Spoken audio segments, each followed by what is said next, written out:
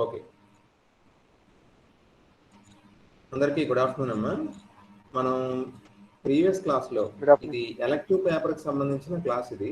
ఓకేనా, ఎలక్టివ్ పేపర్లో మనం రెన్యూవబుల్ ఎనర్జీ ఆల్రెడీ స్టార్ట్ చేసాం.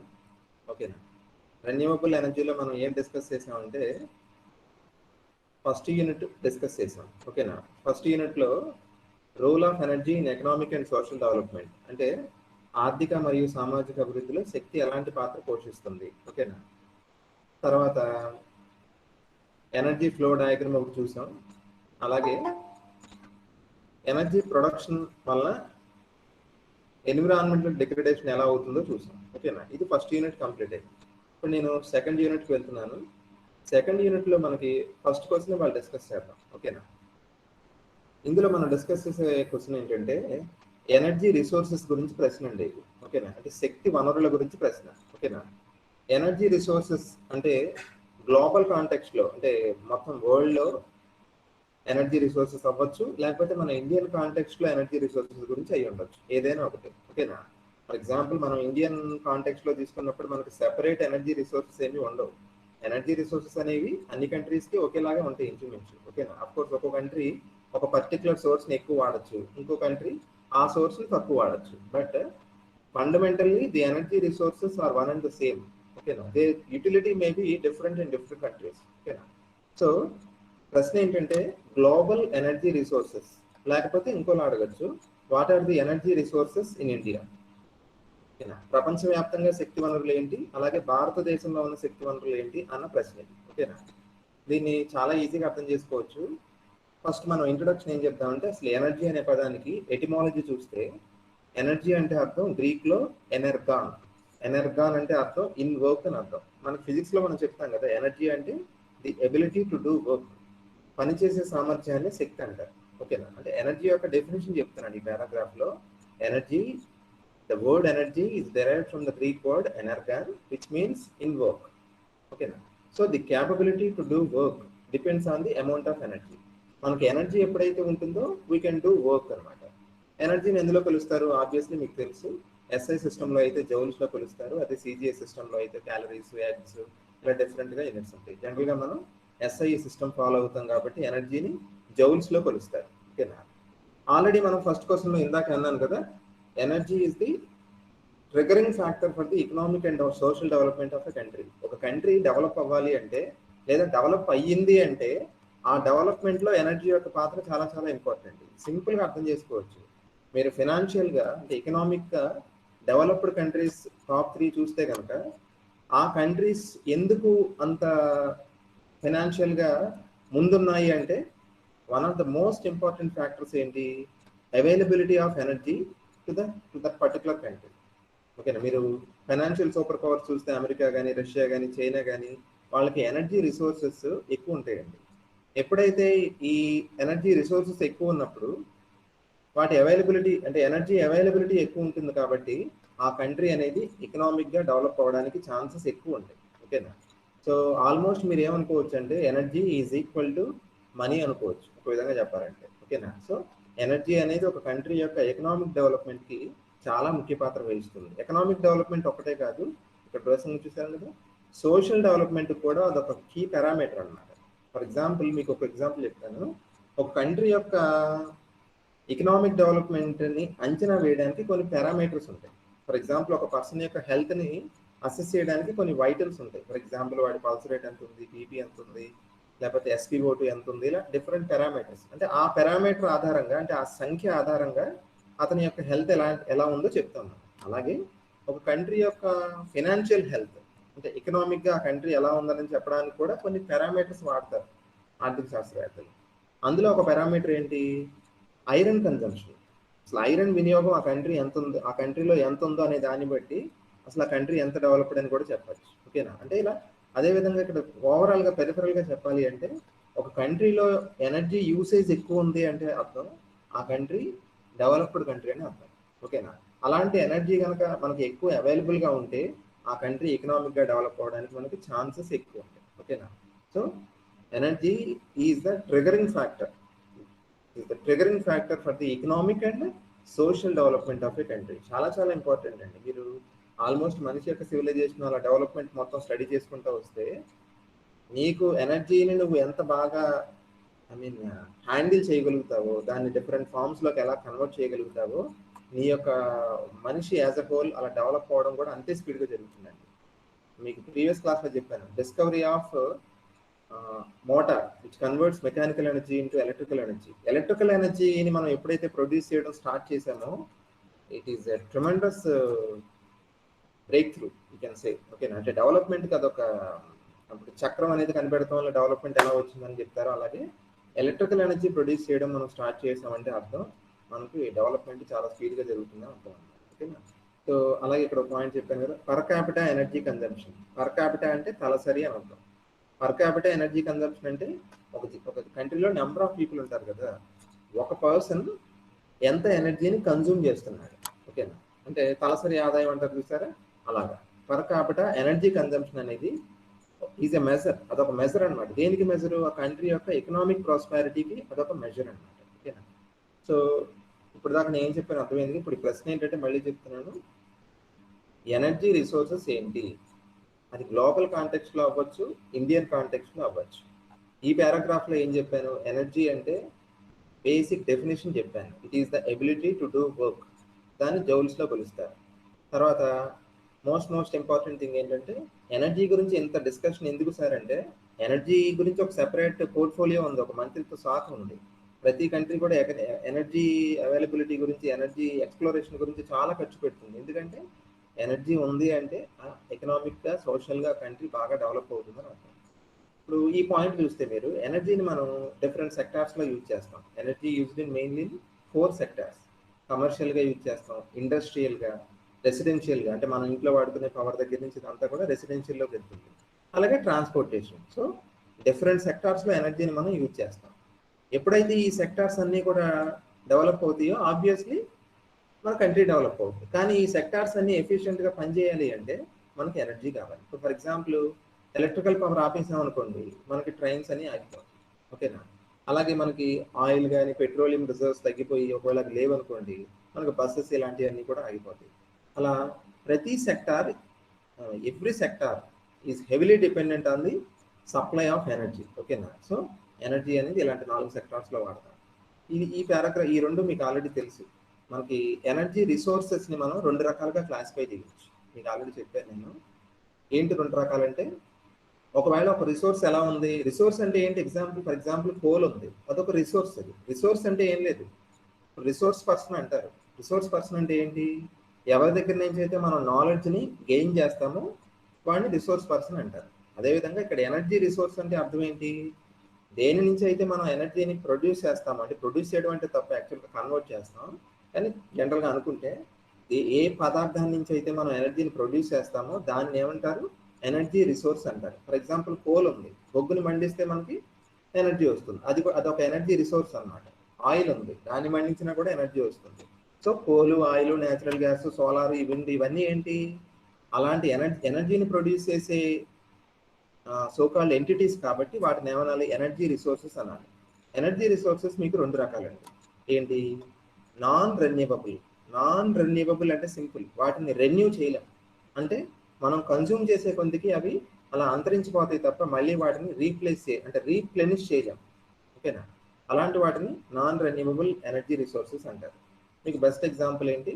మీకు ఇంత మనం చెప్పాను కదా, త్రిమూర్తులని: కోలు, ఆయిల్, న్యాచురల్ గ్యాస్.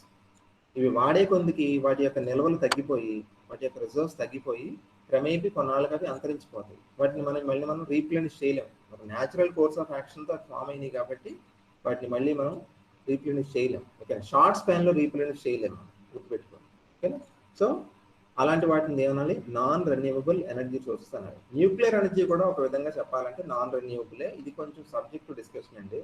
ఎందుకంటే యురేనియం రిజర్వ్స్ ఉన్నాయి అనుకోండి, న్యూక్లియర్ ఎనర్జీ ప్రొడ్యూస్ చేయడానికి కావాల్సింది ఏంటి? యురేనియం. ఆ రిజర్వ్స్ అంత స్పీడ్గా డికే అవ్వవు మనకి, అవి ఎక్కువ కాలం పాటు ఉంటాయి. కానీ స్ట్రిక్ట్గా మాట్లాడితే అవి కూడా మనం వాడేస్తూ ఉంటే కొన్నాళ్ళకి ఇవంత తొందరగా అయిపోవు. కానీ కోల్, ఆయిల్, న్యాచురల్ గ్యాస్ అయిపోయినంత తొందరగా అవి అయిపోవు. కానీ న్యూక్లియర్ ఎనర్జీకి కావాల్సిన యురేనియం కూడా తొందరగా కాకపోయినా కొంచెం కొన్నాళ్ళకైనా అది క్రమేపీ అయిపోతుంది. కాబట్టి దాన్ని కూడా స్ట్రిక్ట్గా థియరిటికల్గా చెప్పాలంటే నాన్ రెన్యూవబుల్ ఎనర్జీ రిసోర్సెస్ అని అన్నాం. ఓకేనా, సో దీన్ని ఎలా ఎక్స్ప్లెయిన్ చేశాను? ఎనర్జీ రిసోర్సెస్ విచ్ ఆర్ ఫైనైట్గా ఉంటాయి అవి, అండ్ కెనాట్ బి రీప్లెనిష్డ్. వాటిని మనం రీప్లెనిష్ చేయలేం. వాటిని ఏమంటారంటే నాన్ రెన్యూవబుల్ ఎనర్జీ రిసోర్సెస్ అంటారు. ఇది చెప్పిన తర్వాత మీరు ఒక ఎగ్జాంపుల్ చెప్పాలి. Coal, oil, natural gas, nuclear energy. ఓకేనా? బొగ్గు, ఆయిల్ ఇలాంటి సహజ వాయువులు ఇవన్నీ కూడా దేనికి ఎగ్జాంపుల్స్? నాన్ రెన్యూవబుల్ ఎనర్జీ రిసోర్సెస్కి ఎగ్జాంపుల్. ఓకేనా? వీటి వల్ల వచ్చే ప్రాబ్లం ఏంటంటే నాన్ రెన్యూవబుల్ ఎనర్జీ సోర్సెస్ అనేవి ఫస్ట్ పాయింట్ అవి కొన్నాళ్ళకి అంతరించిపోతాయి. వాటి మీద మనం హెవీగా రిలై అవ్వలేము. అలా రిలై అయితే కనుక ఎనర్జీ సెక్యూరిటీ ఉండదు. ఓకేనా? అంటే ఎనర్జీ కొన్నాళ్ళకి సప్లై ఆగిపోతుంది. ఓకేనా? ఇంకో పెద్ద ప్రాబ్లం ఏంటంటే ఇవన్నీ కూడా హైడ్రోకార్బన్స్, అంటే వీటిలో కార్బన్ ఎక్కువ ఉంటుంది. న్యూక్లియర్ ఎనర్జీ తప్ప మిగిలిన ఏ కోల్, ఆయిల్, న్యాచురల్ గ్యాస్ తీసుకున్నప్పటికీ కూడా వాటిని బర్న్ చేసినప్పుడు మీకు it releases carbon into the atmosphere which interacts with oxygen and produces CO2. ఓకేనా? న్యూక్లియర్ ఎనర్జీ అలా కాదు. Nuclear energy clean energy. Clean energy in the sense that CO2 produce అవుతుంది. దానివల్ల of course radiation ఇబ్బందులు ఇవన్నీ ఉంటాయి, కానీ CO2 మాత్రం ప్రొడ్యూస్ అవుతుంది. Non renewable energy sources cause environmental pollution. వాటి వల్ల పర్యావరణ కాలుష్యం వస్తుంది, గ్లోబల్ వార్మింగ్ వస్తుంది. అందువల్ల వాటి యూజ్ని మనం ఏం చేయాలంటే మినిమైజ్ చేయాలి, తక్కువగా వాడాలి వాటిని. ఓకేనా? వాటిని తక్కువగా వాడడానికి రెండు బలమైన కారణాలు ఉన్నాయి. అవి క్రమేపీ వాడే కొద్దిగా అంతరించిపోతాయి. రెండోది, వాటి వల్ల పొల్యూషన్ లెవెల్స్ పెరుగుతున్నాయి. అవి మనకు మంచిది కాదు, ప్లానెట్ ఎర్త్కి యాజ్ ఎ హోల్ మంచిది కాదు. ఓకేనా? తర్వాత రెండోది ఏమిటి మీకు తెలుసు, రెన్యూవబుల్ ఎనర్జీ సోర్స్. రెన్యూవబుల్ అంటే తెలుసు కదా, రెన్యూవబుల్ ఆ పేరులో ఉంది. అంటే ఇవి ఎలాంటి రిసోర్సెస్, వీటిని మనం ఉపయోగించినప్పటికీ కూడా మళ్ళీ అవి ఏమవుతాయి, న్యాచురల్గా మళ్ళీ రీప్లెనిష్ అవుతాయి, అంటే మళ్ళీ భర్తీ చేయబడతాయి. ఓకేనా? So energy resources which are infinite. ఇందాక ఏమన్నాం? Energy resources which are finite అన్నాం. ఇప్పుడు ఏమంటున్నాం అంటే energy resources which are infinite, అనంతం, అవి అంతం అవ్వవు, and can be replenished after consumption. వినియోగించిన తర్వాత మళ్ళీ రీప్రొడ్యూస్ అవుతుంటే కనుక వాటిని ఏమంటారు? రెన్యూవబుల్ ఎనర్జీ రిసోర్సెస్ అంటారు. ఓకే? ఎగ్జాంపుల్గా చెప్పొచ్చు, మీకు తెలుసు కదా, మన సబ్జెక్ట్ డిస్కషనే అది యాక్చువల్గా. Solar energy, wind energy, geothermal energy, hydro energy. Solar energy ఉంది ఫర్ ఎగ్జాంపుల్, మీరు వాడుతున్న కొద్దికి అవి ఏమైనా అంతరించిపోవద్దా అంటే లేదు కదా. ఎప్పటికప్పుడు సన్ ఎనర్జీని మనకి ఇస్తూనే ఉంటాడు. అన్లెస్ మీరు ఎక్స్ట్రీమ్ బాగా డెప్త్గా ఫిజిక్స్లోకి వెళ్ళిపోతే సన్ కూడా ఒక ఒక ఒక లైఫ్ స్పాన్ ఉంటుంది. Every star has a life span. ఓకేనా? సో సన్ ఇంకొక 5 బిలియన్ సంవత్సరాలు, అంటే ఒక 500 కోట్ల సంవత్సరాల పాటు సన్ అలాగే బర్న్ అవుతూ ఉంటారు. ఆయన మనకు ఎనర్జీ ఇస్తూనే ఉంటారు. కానీ ఒక 5 బిలియన్ ఇయర్స్ తర్వాత సన్ ఏమవుతుందంటే ఎక్స్ప్లోడ్ అయ్యి ఒక రెడ్ జైంట్లా మారుద్ది. సో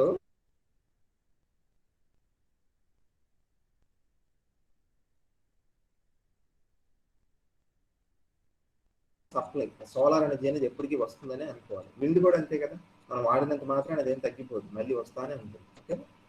వీటి వల్ల వచ్చే అడ్వాంటేజ్ ఏంటి? ఇక్కడేమో మైనస్ చెప్పాము, నాన్ రెన్యూవబుల్ ఎగ్జాంపుల్స్ చెప్పిన తర్వాత. ఇక్కడ రెన్యూవబుల్ చెప్పిన తర్వాత ప్లస్ చెప్పాలి. ప్లస్ ఏంటి?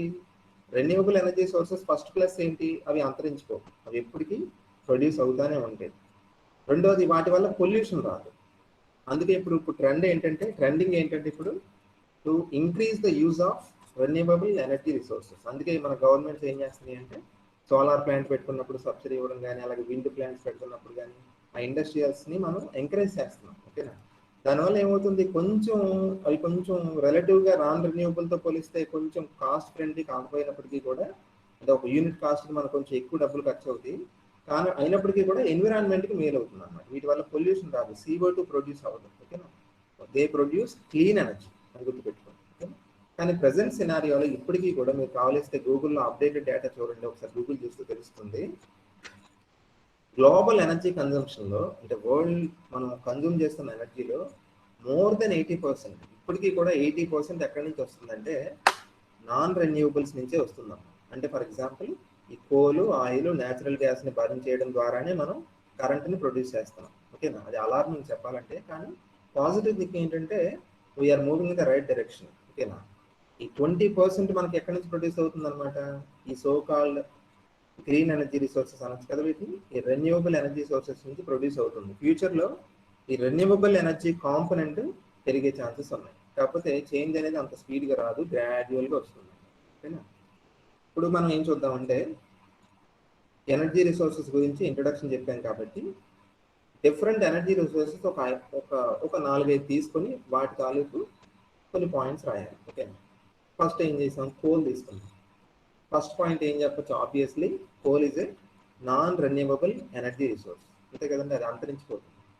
కోల్ కానీ ఆయిల్ కానీ న్యాచురల్ గ్యాస్ కానీ మూడింటికి కామన్ పాయింట్స్ ఉంటాయి. కానీ నాన్ రెన్యూవబుల్ ఎనర్జీ రిసోర్సెస్ అనేది మూడింటికి కామన్ పాయింట్. ఓకేనా. అలాగే మూడింటిని ఫాజిల్ ఫ్యూయల్స్ అని అంటారు, మీకు తెలుసు. ఫాజిల్ ఫ్యూయల్స్ అంటే కోల్, ఆయిల్, న్యాచురల్ గ్యాస్, శిలాజ ఇంధనాలు అంటారు వాటిని. ఓకేనా. కాబట్టి మూడింటికి కూడా ఈ పాయింట్ కామన్. మీకు రెండో పాయింట్ ఏంటంటే, ఫస్ట్ ఇది రెన్యూబులా నాన్ రెన్యూబుల్ అని చెప్పాలి.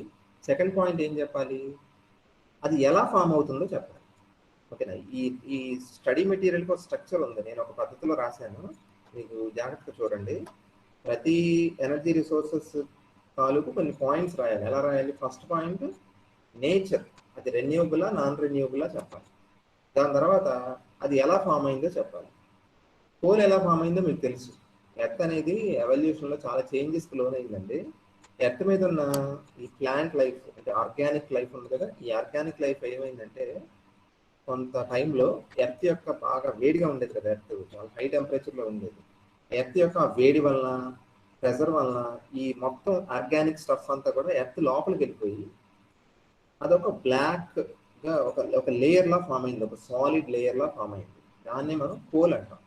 అంటే ఇప్పుడు మనం ఎర్త్ మీద చూస్తున్న మొక్కలు ఏవైతే ఉన్నాయో ఆర్గానిక్, అవే కోల్ యాక్చువల్గా. కాకపోతే అవి పరిణామ క్రమంలో ఇవన్నీ ఎర్త్ లోపల బర్రీ అయిపోయి, ఈ ఆర్గానిక్ మ్యాటర్ అంతా కూడా ఎర్త్ లోపల బర్రీ అయిపోయి అలాగా ఎర్త్ యొక్క హీట్ వలన, ప్రెజర్ వలన, ఆ రెండు ఇంపార్టెంట్. హీట్ వలన, ప్రెజర్ వలన అవి ఎలా మారినాయి, ఒక లేయర్లా ఫామ్ అయిపోయి ఆ లేయర్ని కోల్ అంటాం. దాన్నే మనం ఎక్స్ట్రాక్ట్ చేస్తున్నాం నెమ్మదిగా లోపల నుంచి. ఓకే. తర్వాత మూడో పాయింట్ ఏం చెప్పాలి మీరు, దాని కెమికల్ కంపోజిషన్ చెప్పాలి. ఓకే. ఫస్ట్ పాయింట్ ఏమో నేచర్ చెప్పాలి, అది రెన్యూబులా నాన్ రెన్యూబులా.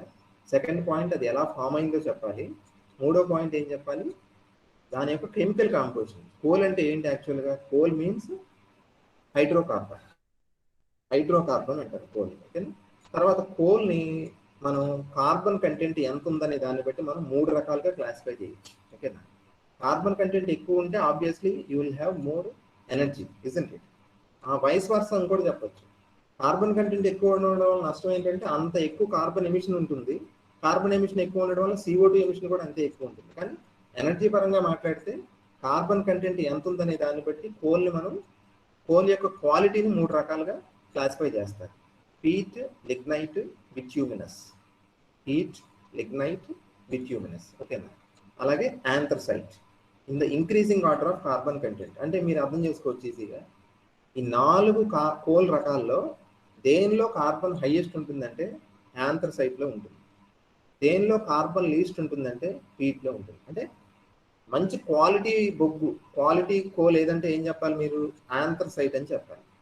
పీట్ అనేదేమో తక్కువ కార్బన్ ఉన్న coal type, highest carbon content, carbon density ఎక్కువ ఉన్నది ఏదంటే యాంథ్రసైట్ అన్నమాట. ఓకేనా. తర్వాత నెక్స్ట్ పాయింట్స్ మీరు ఏం చెప్పాలంటే, కోల్ని మనం జనరల్గా దేనికి వాడతారంటే ఎలక్ట్రిసిటీ ప్రొడక్షన్కి వాడతారు. అక్కడ థర్మల్ పవర్ స్టేషన్స్ ఉంటాయి కదా, ఇప్పటికీ మన ఇండియాలో పవర్ ఎక్కువ కరెంటు దేని నుంచి వస్తుందంటే థర్మల్ పవర్ అనేది. ఓకేనా. కోల్ బర్న్ చేయడం వల్లనే మనం కరెంట్ ప్రొడ్యూస్ చేస్తాం. ఓకేనా. తర్వాత టోటల్ కోల్ రిజర్వ్స్ ఉంది. నేను నెంబర్ ఆఫ్ పాయింట్స్ ఎక్కువ పెట్టానండి. మీరు ఏం చేయొచ్చు అంటే ఇన్ని పాయింట్స్ రాయాల్సిన అవసరం లేదు, ఇందులో మీకు గుర్తున్న పాయింట్స్ ఒక 2-3 స్కిప్ చేసి కూడా రాయొచ్చు. ఓకేనా. Total coal reserves in the వరల్డ్లో కోల్ రిజర్వ్స్ ఎంత ఉన్నాయంటే 22.4 మల్టిప్లైడ్ బై 10⁶ మిలియన్ టర్న్స్ ఉంది.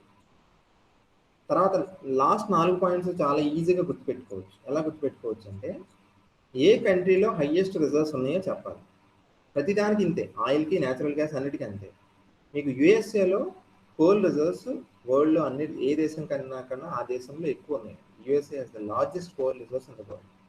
తర్వాత గ్లోబల్ కాంటెక్స్ట్లో ఇందులో ఎక్కడ ఎక్కువ ఉందో చెప్పాం, అమెరికాలో ఎక్కువ ఉన్నాయి అని చెప్పాం. ఇండియన్ కాంటెక్స్ట్లో ఎక్కడ ఎక్కువ ఉన్నాయి అంటే ఆబ్వియస్లీ జార్ఖండ్లో ఎక్కువ ఉన్నాయి. జార్ఖండ్, ఉత్తరప్రదేశ్, మధ్యప్రదేశ్, బీహార్. అలాగే ఇప్పుడు మనం వాడుతున్న స్పీడ్తో, ప్రజెంట్ రేట్ ఆఫ్ కన్జంప్షన్తో కోల్ ఎన్నాళ్ళు వస్తుందంటే ఇంకా 205 ఇయర్స్ వస్తుంది. ఇప్పుడు వాడుతున్న కన్జంప్షన్ రేట్తో. ఫ్యూచర్లో ఇంకా కన్జంప్షన్ రేట్ పెరిగితే 205 ఇయర్స్ కూడా రాదు. ఓకేనా, ఇంకా తక్కువ వస్తుంది. ఓకేనా. ఈ పాయింట్ ఆబ్వియస్లీ అందరికీ తెలిసిందే. కోల్ అనేది ఒక ఫాజిల్ ఫ్యూయల్ కాబట్టి దాన్ని బర్న్ చేస్తే కార్బన్ వస్తుంది. ఆ కార్బన్ వల్ల CO2 ప్రొడ్యూస్ అవుతుంది. అది ఎన్విరాన్మెంట్కి మంచిది. ఓకేనా? సో ఒకసారి స్ట్రక్చర్ మళ్ళీ చెప్తాను. ఎనర్జీ రిసోర్సెస్కి ఏమేం పాయింట్స్ రాయాలంటే ఫస్ట్ మీరు రాయాల్సింది రెన్యూబులా నాన్ రెన్యూబులా చెప్పాలి. నెక్స్ట్ పాయింట్ అది ఎలా ఫామ్ అయిందో చెప్పాలి. మూడో పాయింట్ ఏం చెప్పాలంటే దానికి కెమికల్ కాంపోజిషన్ చెప్పాలి. ఓకేనా? కెమికల్ కాంపోజిషన్ 3-4 పాయింట్స్ ఆల్మోస్ట్ 2 కూడా కెమికల్ కాంపోజిషన్. తర్వాత ఏ కంట్రీలో ఎక్కువ రిజర్వ్స్ ఉన్నాయి, ఇండియాలో ఏ స్టేట్లో ఎక్కువ ఉన్నాయి, తర్వాత ఇది ఉపయోగిస్తూ ఉంటే ఎన్నాళ్ళకి రిజర్వ్స్ ఎక్స్పైర్ అవుతాయి అని చెప్పాలి. నెక్స్ట్ ఆయిల్ కొద్దాం. ఫస్ట్ పాయింట్ చూసారా, మీకు ఇందాక ఆలోచి చెప్పాను. ఫస్ట్ పాయింట్ ఏంటి? Oil is a non renewable energy resource. ఓకేనా? ఇది సేమ్ పాయింట్ మారలేదు. తర్వాత రెండోది ఆయిల్ కూడా ఏంటి? Pure Faasil fuel. ఓకేనా? అయితే అది కూడా ఇంచుమించు అలాగే ఫామ్ అయింది. కాకపోతే ఇందాక సరదాగా చెప్పాలంటే ఇందాక వెజిటేరియన్, ఇప్పుడు నాన్ వెజ్ కూడా అనుకుంది. అంటే ఇందాక ఏం చెప్పాను, ప్లాంట్ లైఫ్ అంతా కూడా ఎర్త్ లోపలికి వెళ్ళి బర్రీ అయిపోయి అది హీట్ వల్ల ప్రెజర్ వల్ల ఒక లేయర్లా ఒక సాలిడ్ లేయర్గా ఫామ్ అయిందని చెప్పాను కదా, దాన్నే మనం బొగ్గు అంటాం. ఇక్కడ ఏమైంది? ఇది కూడా డికంపోజిషన్. ఎలాగా? ఎర్త్ మీద ఉన్న యానిమల్స్, ప్లాంట్ లైఫ్ ఇదంతా కూడా ఎర్త్ లోపలికి మళ్ళీ బరీ అయిపోయి ఎర్త్ లోపల మళ్ళీ హీట్ వలన ప్రెజర్ వలన ఎలా ఫామ్ అయింది? ఒక సాలిడ్ లేయర్ కాదు, ఒక లిక్విడ్ లేయర్లా ఫామ్ అయితే దాన్ని ఆయిల్ అంటారు. ఆబ్వియస్లీ ఆయిల్ అంటే లిక్విడ్ కదా. సో కోల్ ఆయిల్ ఫార్మేషన్కి తేడా అర్థమైంది కదా మీకు. కోల్ అంటే ప్లాంట్స్ అన్నీ కూడా ఎర్త్ లోపలికి వెళ్ళి హీటు ప్రెజర్ వలన ఒక సాలిడ్ లేయర్గా ఏర్పడితే అది కోల్. వేరాస్ ఎర్త్ మీద ఉన్న యానిమల్స్, ప్లాంట్స్ అన్నీ కూడా ఎర్త్ లోపలికి వెళ్ళి మళ్ళీ ప్రెజర్ హీట్ వలన ఒక లిక్విడ్ లేయర్లా ఫామ్ అయితే అది ఆయిల్. ఓకే. తర్వాత ఏం చెప్పాను? కెమికల్ కాంపోజిషన్ చెప్పాను. ఆయిల్ అంటే ఏంటి? అది కూడా hydrocarbon. Oil mainly contains hydrocarbons. కాకపోతే ముఖ్యమైన పాయింట్ ఏంటంటే అందులో కొన్ని ఇనార్గానిక్ ఎలిమెంట్స్ కూడా ఉంటాయి. మీకు ఫాజిల్ ఫ్యూయల్ అంటే మెయిన్లీ ఆర్గానిక్ కదా, కార్బన్. కానీ ఆయిల్లో ఇనార్గానిక్ ఎలిమెంట్స్ కూడా ఉంటాయి. అవి ఏంటది? Sulphur, oxygen, nitrogen. ఓకేనా? తర్వాత ఆయిల్ అంటే బేసిక్గా అందులో 3 ఎక్స్ట్రాక్ట్ చేస్తారండి. ఆయిల్ అంటే అర్థం ఏంటి? Petroleum, diesel, kerosene. Kerosene of course ఎక్కువ పొల్యూషన్. కిరోసిన్ మీద డీజిల్ కొంచెం బెటర్, డీజిల్ మీద పెట్రోలియం ఇంకొంచెం బెటర్. ఓకేనా? తర్వాత ఆయిల్ ఎందులో వాడతాం మనం? ఏ సెక్టార్లో వాడతాం? ట్రాన్స్పోర్టేషన్ సెక్టార్లో ఎక్కువ వాడతాం. ఓకేనా? ఇది కామన్ సెన్స్ పాయింట్, దీంట్లో అర్థమైపోతుంది. తర్వాత టోటల్ రిజర్వ్స్, ప్రపంచంలో ఎన్ని రిజర్వ్స్ ఉన్నాయో చెప్తున్నాం కదా. ఇక్కడ ఎన్ని ఉన్నాయి అంటే 3100 బిలియన్ బ్యారల్స్ ఉన్నాయి. వరల్డ్లో ఏ కంట్రీలో ఆయిల్ రిజర్వ్స్ ఎక్కువ ఉన్నాయి? వెనిజులాలో ఎక్కువ ఉన్నాయి. వెనిజులా. ఓకేనా? అలాగే ఇండియాలో ఆయిల్ రిజర్వ్స్ ఎక్కడ ఎక్కువ ఉన్నాయి అంటే అస్సాంలో ఉన్నాయి. తర్వాత కేజీ బేసిన్ అంటారు కదా, కృష్ణా గోదావరి బేసిన్, అక్కడ ఆయిల్ ఎక్స్ప్లోరేషన్ ONGC వాళ్ళు చేస్తుంటారు. ఓకేనా? ప్రజెంట్ రేట్ ఆఫ్ కన్జంప్షన్తో, అంటే ఇప్పుడు వాడుతున్న స్పీడ్తో ఆయిల్ ఎన్నాళ్ళు వస్తుందంటే 40 ఇయర్సే వస్తుంది. యాక్చువల్గా కోల్ ఇంకా ఎక్కువ కాలం వస్తుంది, 205 ఇయర్స్ అని చెప్పాను. ఆయిల్ మాత్రం ఒక 40 ఇయర్సే వస్తుంది. ఓకేనా? ఈ పాయింట్ మళ్ళీ కామన్. ఏ పాయింట్? అదొక ఫాజిల్ ఫ్యూయల్, దాన్ని బర్న్ చేస్తే CO2 వస్తుంది. అది ఎన్విరాన్మెంట్కి మంచిది కాదు, దానివల్ల గ్లోబల్ వార్మింగ్ ఇవన్నీ వస్తాయి. ఓకేనా? కాదు ఇక్కడ ఒక పాయింట్ అండి, కోల్ మీద ఆయిల్ కొంచెం బెటర్. ఎందుకంటే మీరు ఎందుకు బెటర్ అంటున్నానంటే కోల్ కంటే ఆయిల్ బర్న్ చేసినప్పుడు ఆబ్వియస్లీ మనకి ఎనర్జీ రిలేటివ్గా ఎక్కువ వస్తుంది. అది లిక్విడ్ ఫామ్లో ఉండడం వల్ల, డెఫినెట్లీ దాని కాంపోజిషన్ వల్ల అయ్యి ఉండొచ్చు. ఇంకో పాయింట్ ఏంటంటే ఒక ఫ్యూయల్లో, ఫాజిల్ ఫ్యూయల్లో కార్బన్ హైడ్రోజన్ రేషియో ఇంపార్టెంట్. ఎందుకంటే అందులో ఉండేవి హైడ్రోకార్బన్స్ కదా. హైడ్రోకార్బనే బేసిక్ ఏదైనా. కార్బన్ కంటెంట్ ఎక్కువ ఉంటే హైడ్రోజన్ పర్సంటేజ్ తక్కువ ఉంటే దానివల్ల ఎక్కువ పొల్యూషన్ వస్తుంది. ఓకే. మీకు ఏమవుతుందంటే కోల్తో పోలిస్తే ఆయిల్లో కార్బన్ కంటెంట్ తగ్గి, కోల్తో పోలిస్తే ఆయిల్లో కార్బన్ కంటెంట్ తగ్గి హైడ్రోజన్ కంటెంట్ పెరుగుతుంది కొంచెం. దానివల్ల ఏమవుతుంది? పొల్యూషన్ లెవెల్స్ కోల్తో పోలిస్తే, కోల్ బర్న్ చేసినప్పుడు వచ్చే పొల్యూషన్ లెవెల్స్ కంటే ఆయిల్ బర్న్ చేసినప్పుడు వచ్చే పొల్యూషన్ లెవెల్స్ కొంచెం తక్కువ ఉంటాయి. తర్వాత న్యాచురల్ గ్యాస్ వద్దాం. న్యాచురల్ గ్యాస్ మళ్ళీ ఏంటి? First point same, non renewable energy resource. ఓకేనా? కానీ ఒక పాయింట్ రాశాను ఇక్కడ, క్లీనెస్ట్ అంటే అర్థం ఏంటి? ఉన్న వాటిల్లో, అంటే దీన్ని వాడేయమని కాదు, న్యాచురల్ గ్యాస్ని వాడి చేస్తే మంచిదని కాదు. కోలు ఆయిల్తో పోలిస్తే న్యాచురల్ గ్యాస్ బెటర్. ఇప్పుడు అందుకే చూడండి చాలా కొన్ని సిటీస్లో, మన ఏపీలో కూడా చూడొచ్చు, విజయవాడ, హైదరాబాద్ లాంటి చోట ఆటోస్లో CNGతో నడుపుతున్నారు, అంటే న్యాచురల్ గ్యాస్తోనే నడుపుతున్నారు. కోలు ఆయిల్తో పోలిస్తే న్యాచురల్ గ్యాస్లో పొల్యూషన్ తక్కువ వస్తుంది. ఎందుకంటే రీజన్ ఇప్పుడే చెప్పాను. ఆయిల్తో పోలిస్తే న్యాచురల్ గ్యాస్లో ఏమవుతుంది, ఇంకా కార్బన్ ఇంకా తగ్గి హైడ్రోజన్ కంటెంట్ ఇంకా ఎక్కువ పెరుగుతుంది. So ratio of carbon to hydrogen is least in natural gas, thereby causing less pollution. ఓకేనా. తర్వాత న్యాచురల్ గ్యాస్ దేంతో పాటు కలిసి ఫామ్ అవుతుంది. న్యాచురల్ గ్యాస్ విడిగా ఉండదండి. ఎక్కడైతే క్రూడ్ ఆయిల్ ఉంటుందో ఆ క్రూడ్ ఆయిల్ పైన గ్యాస్ కదా న్యాచురల్ గ్యాస్ అంటే, ఒక గ్లాస్ లాగా ఉంటుంది. ఆ న్యాచురల్ గ్యాస్ అంటే ఏంటి మెయిన్గా అసలు చెప్పాలంటే, న్యాచురల్ గ్యాస్ అంటే మీథేను, ఈథేను, ప్రొపేన్ అండి. Okay okay. Natural gas used in thermal plants. ఓకేనా. మనకు విజయనగరంలో ఒక న్యాచురల్ గ్యాస్ పవర్ ప్లాంట్ ఉంది. ఓకేనా. అందులో ఈ న్యాచురల్ గ్యాస్ని యూజ్ చేసి ఎలక్ట్రిసిటీ ప్రొడ్యూస్ చేస్తారు. ఓకేనా. Natural gas is used in thermal plants. అలాగే రష్యాలో ఏ కంట్రీలో ఎక్కువ ఉంటాయని ఒక పాయింట్ చెప్తున్నాం కదా. రష్యాలో వరల్డ్లో న్యాచురల్ గ్యాస్ రిజర్వ్స్ ఎక్కువ ఉన్నాయి. ఇండియాలో బాంబే, అలాగే గుజరాత్ ఇలాంటి స్టేట్స్లో మనకి న్యాచురల్ గ్యాస్ రిజర్వ్స్ ఎక్కువ ఉన్నాయి. అలాగే ఇప్పుడున్న కన్జంప్షన్తో న్యాచురల్ గ్యాస్ ఎన్నాళ్ళు వస్తుందంటే 53 ఏళ్ళు. అంటే కోల్ 205 ఇయర్స్, ఆయిల్ ఏమో 40 ఇయర్స్, ఇదేమో 53 ఇయర్స్ అండి. నెక్స్ట్ త్రిమూర్తుల గురించి చెప్పేసాం. కోల్, ఆయిల్, న్యాచురల్ గ్యాస్ అయిపోయింది. న్యూక్లియర్ ఎనర్జీకి రండి. న్యూక్లియర్ ఎనర్జీ కూడా ఏ ఎనర్జీ? స్ట్రిక్ట్గా చెప్పాలంటే అది కూడా non renewable energy, subject to discussion. ఓకేనా. కొన్ని కాన్సెప్ట్స్ క్లియర్ కట్గా ఇది అని చెప్పలేమండి. ఫర్ ఎగ్జాంపుల్ ఇప్పుడు వైరస్ ఉంది, ఇప్పుడు కరోనా వైరస్ అనేది లైఫ్ ఫామ్ అని కొంతమంది అంటారు, కొంతమంది లైఫ్ ఫామ్ కాదంటారు. లైఫ్ ఫామ్ అని ఎందుకంటారు? దానిలో జెనెటిక్ మెటీరియల్ ఉంది కాబట్టి లైఫ్ ఫామ్ అని కొంతమంది ఆర్గ్యూ చేస్తారు, ఒక సైంటిఫిక్ కమ్యూనిటీ. కొంతమంది ఏమంటారు, లైఫ్ ఫామ్ ఉంటే సరిపోదు, జెనెటిక్ మెటీరియల్ ఉంటే సరిపోదు, సెల్స్ ఉండవు కదా, సెల్ స్ట్రక్చర్ ఉండదు కాబట్టి అంటారు. సో అదొక డిస్కషన్ టాపిక్. అలాగే న్యూక్లియర్ ఎనర్జీ కూడా థియరిటికల్గా చెప్పాలంటే అది నాన్ రెన్యూవబులే, అది కూడా అంతరించిపోయే శక్తి వనరే తప్ప ఫ్యూచర్లో ఉండేదైతే కాదు. ఓకేనా. న్యూక్లియర్ ఎనర్జీ ఎలా ప్రొడ్యూస్ అవుతుందో మీకు తెలుసు. మనం ఐన్స్టీన్ గుర్తు తెచ్చుకోవాలి. న్యూక్లియర్ ఎనర్జీ అంటే E=mc². రాశాను కదా, Einstein's mass energy equivalence.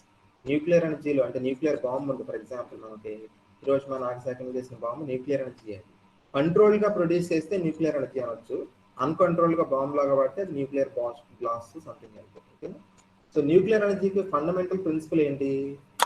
Mass, energy రెండు వేరు ఫార్మ్స్ కాదు. మాస్ నుంచి ఎనర్జీ ప్రొడ్యూస్ చేయొచ్చు, ఎనర్జీ నుంచి మాస్ ప్రొడ్యూస్ చేయొచ్చు. అది మన లెజెండ్ ఆల్బర్ట్ ఐన్స్టీన్ చెప్పిన మాట.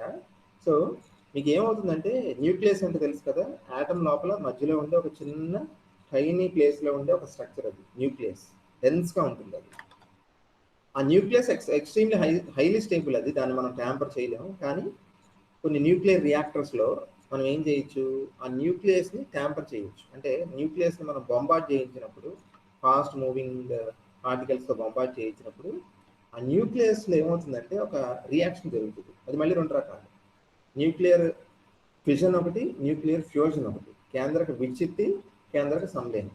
ఫిజన్ అంటే ఏమవుతుందంటే ఒక పెద్ద కేంద్రకం రెండు చిన్న కేంద్రకాలుగా విడిపోతుంది.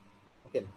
ఆ ప్రాసెస్లో ఏమవుతుంది, మీకు కొంత మాస్ మాయమవుతుంది అంటే అది ఎలా సార్? కన్జర్వేషన్ ఆఫ్ మాస్ విరుద్ధం కదా, మాస్ని ఎవరు సృష్టించలేరు, నాశనం చేయలేరు కదంటే ఐన్స్టీన్కి ముందు అందరూ అలాగే ఉంటున్నారు. కానీ ఇక్కడ మాయమైపోయిన మాస్ ఎక్కడ ప్రత్యక్షం అవుతుంది అంటే, ఇందాక చెప్పాను కదా, మాయమైపోయిన మాస్ ఎనర్జీగా మారద్దు, ఆ ఎనర్జీనే మనం వాడే కరెంట్. ఓకే. సో న్యూక్లియర్ ఎనర్జీకి చాలా పొటెన్షియల్ ఉందండి. Nuclear energy has N enormous potential. మీకు ఆల్రెడీ తెలుసు, చాలా తక్కువ మాస్లో కూడా చాలా ఎక్కువ ఎనర్జీ ఉంటుందండి. ఐన్స్టీన్ ఆయన ఓన్ వర్డ్స్లో చెప్పిన మాట ఇది. Even a small amount of matter contains a very large amount of energy. ఓకేనా. సో కాకపోతే దీనికి కొన్ని రేడియేషన్ హజార్డ్స్ ఉన్నాయి. రేడియేషన్ లీకేజెస్ ఈ మధ్యన మనం జపాన్లో అక్కడ న్యూక్లియర్ రియాక్టర్లో చూసాం కదా, రేడియేషన్ లీకేజ్ అయితే కనుక ఇబ్బంది. ఫర్ ఎగ్జాంపుల్ ఇప్పుడు రీసెంట్గా మనకి ఆర్ఎండ్ institute of medical sciences director గారు ఏం చెప్పారు, కరోనా వస్తున్నప్పుడు సిటీ స్కాన్ ఎక్కువ తీస్తే, సిటీ స్కాన్ అంటే మీకు తెలుసు కదా, ఎక్స్రేస్ సిటీ స్కాన్ కాదు, 360 degreesలో ఎక్స్రేస్ని పంపిస్తే దాన్ని సిటీ స్కాన్ అంటారు. ఒక సిటీ స్కాన్ ఇంచుమించు 300 ఎక్స్రేస్కి ఈక్వలెంట్ అంటారు. అలాంటప్పుడు మనం ఎక్కువ ఎక్స్పోజర్, అన్నెసెసరీ ఎక్స్పోజర్ ఇస్తే ఆ రేడియేషన్ వల్ల జెనెటిక్ చేంజెస్ వస్తాయి బాడీలో. ఓకే. సో మళ్ళీ ఎంఆర్ఐ డిఫరెంట్ అండి. ఎంఆర్ఐ మళ్ళీ ఎక్స్రేస్ కాదు, ఎంఆర్ఐ మళ్ళీ రేడియో వేవ్స్ వాడతారు. దే ఆర్ నాట్ హార్మ్ఫుల్, అవి నాన్ అయనైజింగ్ రేడియేషన్లోకి వెళ్తాయి. కానీ ఎక్స్రేస్ మాత్రం అయనైజింగ్ రేడియేషన్, జెనెటిక్ చేంజెస్ తీసుకొచ్చే ఛాన్సెస్ ఉంది. అలానే ఎక్స్రే వచ్చి తీసుకున్న వాళ్ళు అందరూ భయపడక్కర్లేదు. అది ఎక్స్పోజర్, ప్రొలాంగ్డ్ ఎక్స్పోజర్ ఉంటే కనుక ఆ రిస్క్ పెరుగుతుంది, క్యాన్సర్ రిస్క్ వస్తుంది. Okay. So nuclear energy produce చేసేటప్పుడు ఆ న్యూక్లియర్ రియాక్టర్స్లో ఇలాంటి రేడియేషన్స్, పవర్ఫుల్ రేడియేషన్ లీక్ అయ్యే ఛాన్స్ ఉంది. కానీ మనం కనుక టెక్నాలజీ ఇంప్రూవ్ అయితే ఆ సేఫ్టీ స్టాండర్డ్స్ని మనం పెంచుకోగలిగితే న్యూక్లియర్ ఎనర్జీ నుంచి మనం చాలా ఎక్కువ ఎనర్జీ ప్రొడ్యూస్ చేయగలుగుతాం. It has a lot of potential. Okay, so nuclear energy అంటే అర్థమైంది కదా, ఒక పెద్ద న్యూక్లియస్ రెండు చిన్న న్యూక్లియస్లుగా విడిపోయినప్పుడు ఆ ప్రాసెస్లో కొంత మాస్ మాయమవుతుంది.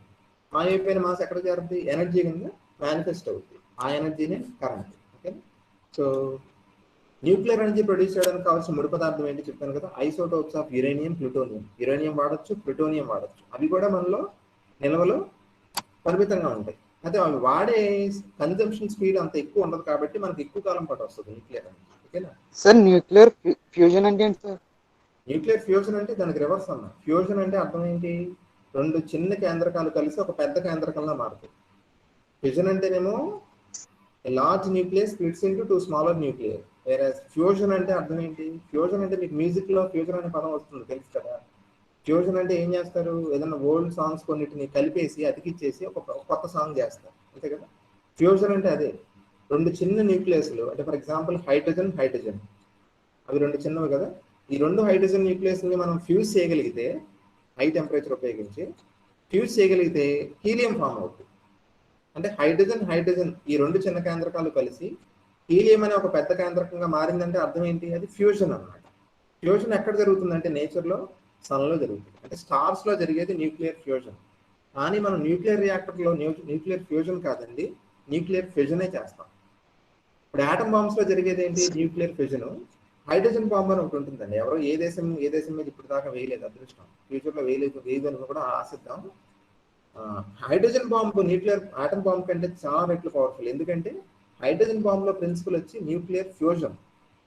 అందులో చాలా ఎక్కువ ఎనర్జీ రిలీజ్ అవుతుంది దాని compare to nuclear fusion. Okay, అర్థమైందమ్మా?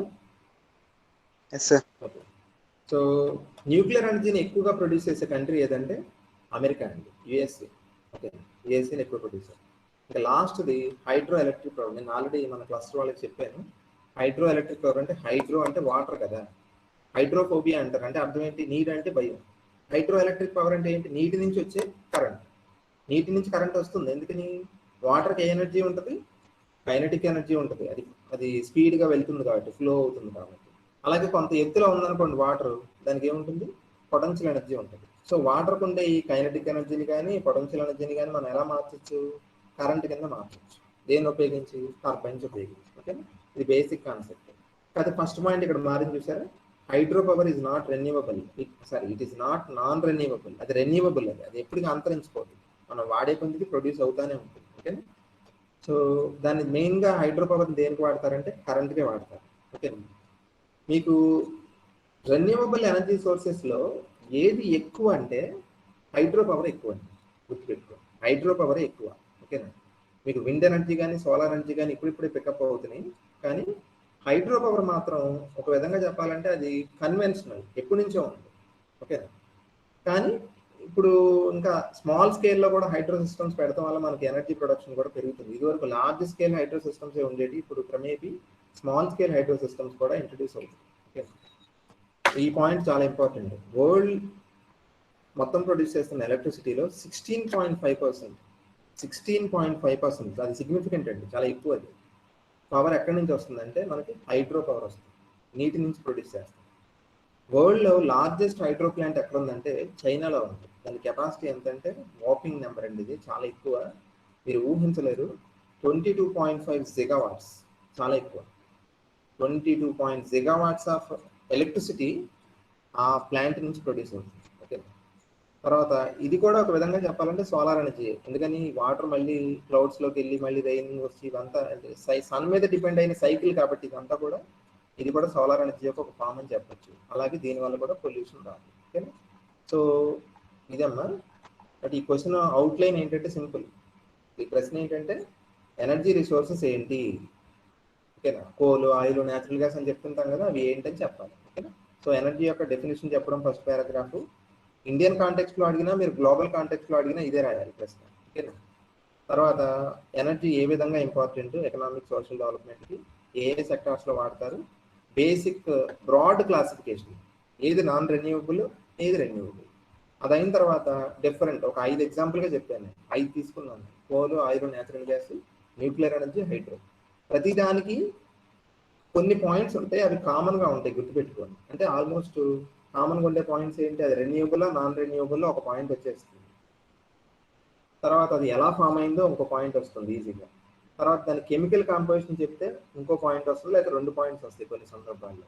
తర్వాత వరల్డ్లో ఏ కంట్రీలో ఆ రిజర్వ్స్ ఎక్కడ ఎక్కువ ఉంది, తర్వాత ఇండియాలో ఎక్కడ ఎక్కువ ఉంది, తర్వాత ఇప్పుడు కన్జంప్షన్తో ఎన్నాళ్ళు వస్తుంది అది, తర్వాత దానివల్ల CO2 రిలీజ్ అవుతుందా అవదా.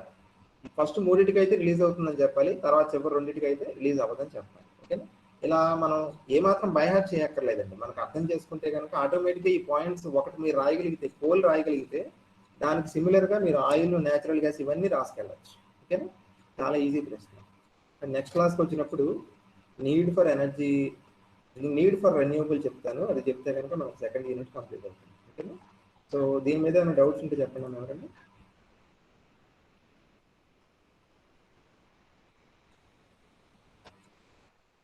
అర్థమైందమ్మా అందరికి?